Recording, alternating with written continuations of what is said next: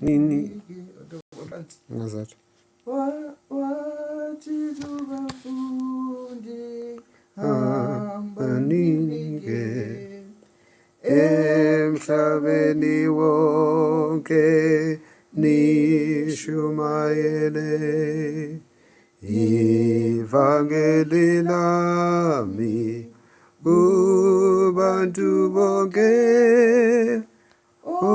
okholwayo kimi ababhapathiswe zonakaliso zobalandela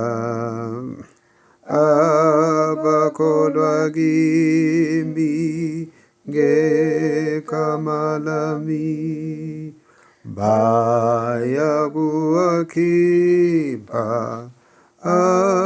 amadimoni bashumayele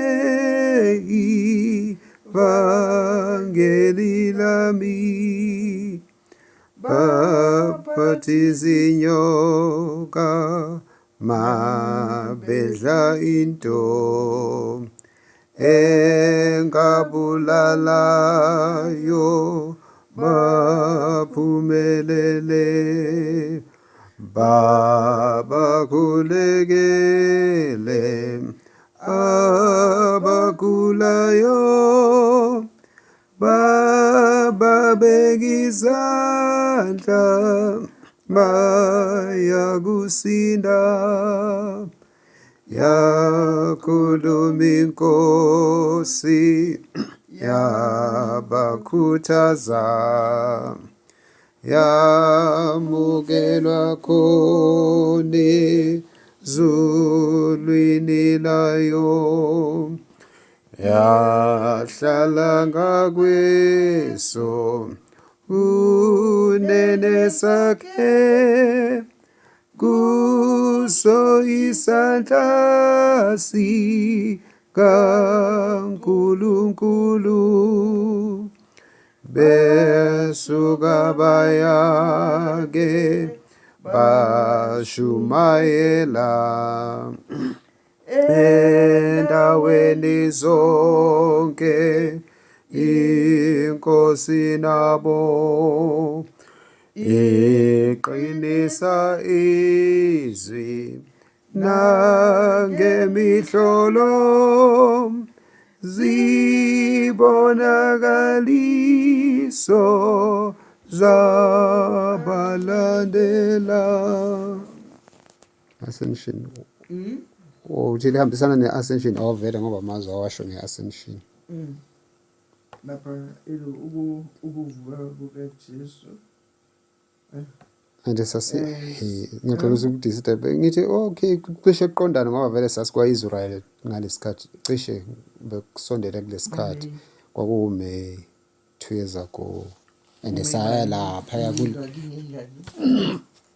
ma nje sisayangwe ngezingaki konje kwakuyingaki kodwa sasuka la nge-13 and then lapho eJerusalem lapho kuyansisa nge-18 zikaMay so kusondela ngoba sasilapho akhuphukela khona ezulwini okay sorry ukudisturb ukuzibonakalisa kukaJesu emva kokuvuka kwakhe nokukhuphukela kwakhe ezulwini verse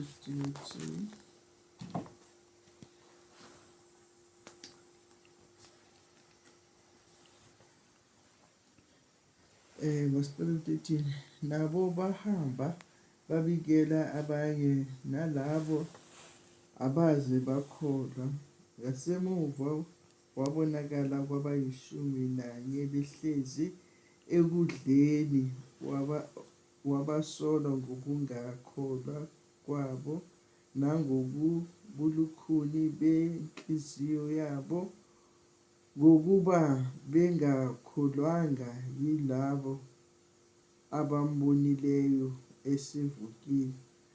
Wayesethi kubo, hambani niye ezweni lonke nishumayele ivangeli kukho konke okudaliweyo.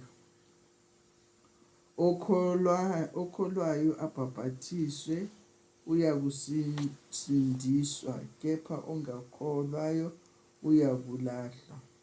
Lezi zibonakaliso ziyakubalandela abakholwayo ngegama lami. Bayakukhipha amadimoni, bashumayele ngezilimi ezintsha, baphathe izinyoka, uma bephuza okubulalayo akusoze kwaba nangozi. Bayakubeka izandla phezu kwabagulayo basinde. Njalo-ke iNkosi uJesu isikhulumile kubo, yakhushulelwa ezulwini, yahlala ngakwesokunene sikaNkulunkulu. Kepha bona bephuma bashumayela ezindaweni zonke, iNkosi isebenza nabo, iqinisa izwi ngezibonakaliso ezilandelayo. uJesu lawa uhamba nathi, singena phasi kwentaba, indlu yakhona iy'ntaba ngaphansi lapho besesigcune yila esaqala khona. Angithi safike eJerusalema entambama salala, ekuseni savukela kuleya ndawo elapha entabeni eMount Olives. Lapho kwakukhona lo mfana loyana, konje wayenza njani la mfana ukuthi bayithula abafana labo? Khona lo kwakuyidwafu noma kwakuyini lo abathi wakhaboza Zakewu. I think kwakuyileyo ndaba leyo lapho. Yiyo le iMount Olives la esagcina sesehla ngeteksi khona because ungakhona ukwehlela ezansi. Alisaqala kule ndawo ewumbhoshongo. Leya ewumbhoshongo. Lapha embhoshongweni lapha akhuphukela khona ezulwini. Kuse Mount Olives. Lapho ke wayelokuzana esahamba nabo uJesu Kristu, wabatshela ukuthi bahambe bayizweni lonke, bashumayele ivangeli kuko konke okudaliweyo, njengoba namhlanje lisashunyayelwa ivangeli. Besuka bayake bashumayela endaweni zonke, iNkosi nabo iqinisa izwi nangemihlolo, zibonakaliso zabalandela.